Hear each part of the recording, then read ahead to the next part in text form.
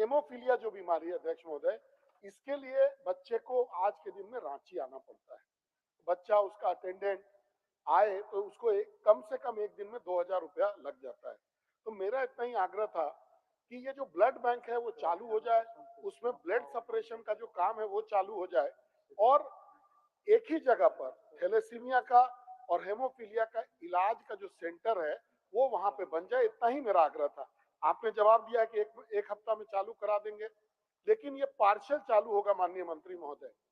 जब तक blood bank में ब्लड सेपरेशन का काम चालू नहीं हो जाएगा तब तक पूरी तरीके से इसका इलाज नहीं। तो खाली आप इतना ही बता दीजिए कि कब तक ये दोनों काम हो जाएगा और कब हजारीबाग के बच्चों को इसके इलाज के लिए रांची नहीं आना पड़ेगा। बस इतना ही छोटा सा। माननीय मंत्री जी जवाब देने।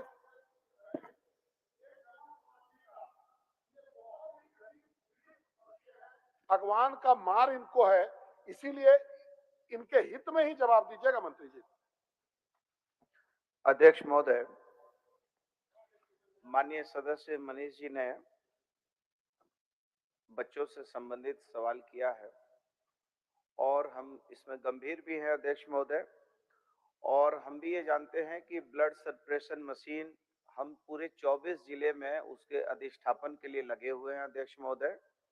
क्योंकि ब्लड तो बनाया नहीं जा सकता है, तो ब्लड को बर्बाद नहीं हो इसके लिए हम लोग उसको 4 कंपोनेंट में बांटते हैं, आरबीसी, डब्ल्यूबीसी, प्लेटलेट, प्लाज्मा। तो ये 4 कंपोनेंट में बंटने पर ब्लड का जीवन जो है लंबा हो जाता है। तो सरकार पूरे 24 जिले में ब्लड सेपरेशन मशीन लगाने के लिए वचनबद्ध है और हमने इसको लेकर केंद्रीय स्वास्थ्य मंत्री जी से भी बातचीत किया था। लेकिन तत्काल में हम लोग अभी 7-8 जिले में इसका अधिष्ठापन भी कर रहे हैं अध्यक्ष महोदय।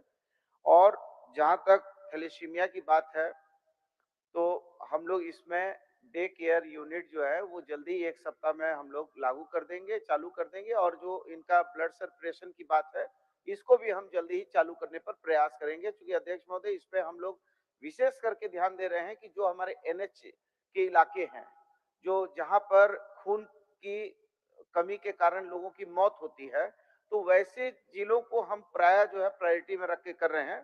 तो हम लोग जो है उसको जल्दी से जल्दी जो है चालू कर देंगे और 3 माह में हम ब्लड सेपरेशन मशीन लगाकर वहां इस यूनिट को भी चालू कर देंगे अध्यक्ष महोदय। चलिए, धन्यवाद मंत्री जी। अध्यक्ष महोदय, एक ही बात है, इनका एक जवाब है कि 1 हफ्ते में कर आपके क्वेश्चन आने के बाद इतना काम हो गया और बाकी काम के लिए समय भी बोल दिए, तब धन्यवाद देना चाहिए। धन्यवाद जरूर देंगे मंत्री जी, संवेदन भी हैं, संवेदनशील हैं, चिंता भी करते हैं। खाली इतना ही, एक में 1 हफ्ते का समय है और दूसरे में 3 महीने का समय है। दोनों जब तक नहीं होगा तब तक इलाज संभव नहीं है, तब तक बच्चों को रांची आना ही पड़ेगा।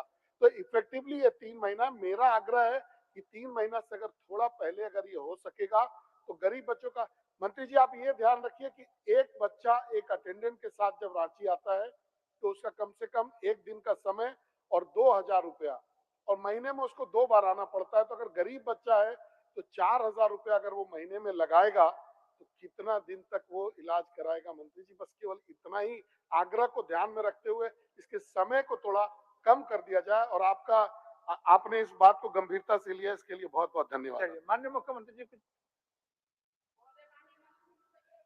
अब बोल लीजिए आप। एक मिनट मुख्यमंत्री जी सुनिए लीजिए साहब। महोदय, ये जो हीमोफीलिया के पेशेंट होते हैं महोदय, तो वो परिवार बिल्कुल गरीब हो जाता है क्योंकि ये लगातार उसका इलाज चलता है महोदय। अभी रांची में आप फिजिशियन है महोदय प्लीज, फैक्टर 9 और फैक्टर 7 के कमी के कारण महोदय ये रांची में भी कई पेशेंट की डेथ हो चुकी है। तो माननीय मंत्री जी से एक आग्रह करेंगे महोदय कि वो फैक्टर 9 और फैक्टर 7 रांची में भी कमी है, तो अगर पेशेंट कहीं से रांची आते हैं तो उनको ये उपलब्ध नहीं हो पा रहा है, कृपया करके ये हॉस्पिटल में उपलब्ध करा। आप फिजिशियन नहीं ना है, बैठिए। चलिए माननीय मुख्यमंत्री जी। अध्यक्ष महोदय, मैं आज सदन के सामने एक प्रस्ताव रखना चाहता हूं। मुझे लगता है ये सर्वसम्मति के साथ सभी माननीय सदस्यों को ग्रहण करना चाहिए और मैं आसन से आग्रह करूंगा कि आप इस